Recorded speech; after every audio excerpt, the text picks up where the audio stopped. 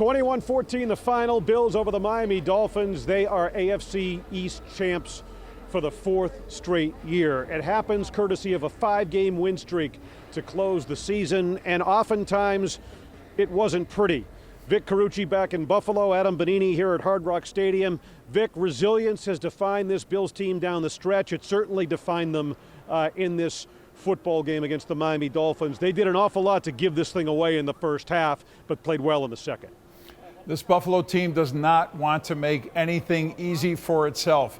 Maybe it wouldn't know what to do if it was too easy, but yes, resilience, we've heard that word over and over again. It continues to show up for this club, and obviously when you need it to in the late stages of the year, the playoff push and now into the postseason, it's more critical than ever. It defines character in a lot of ways, but look, let's face it. I mean, you got a franchise quarterback in Josh Allen. We heard about will to win and all those things, but he continues to play an inconsistent brand of football. The first half was a glaring example of that, and as they get into the postseason, if they're going to realize their ultimate goals, he's going to have to clean that up along with other members of this team.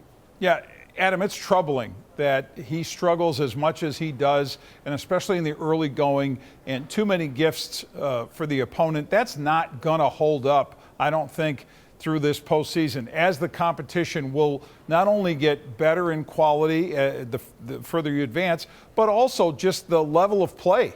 Things get ratcheted up in the postseason. That's a real thing, and you cannot have your quarterback or anybody doing the things that he does, the mistakes that are repeated, even when he does the good things to help try to clean up those mistakes.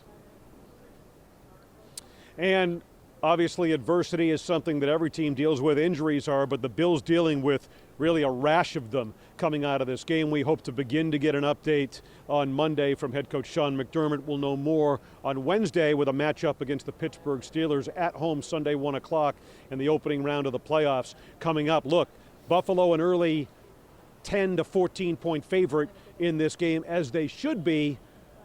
They have clear advantages at the quarterback position. The Watt injury looms large for Pittsburgh, but this is a team, a Buffalo team, as you just alluded to, they've played down to the level of competition far too often this season.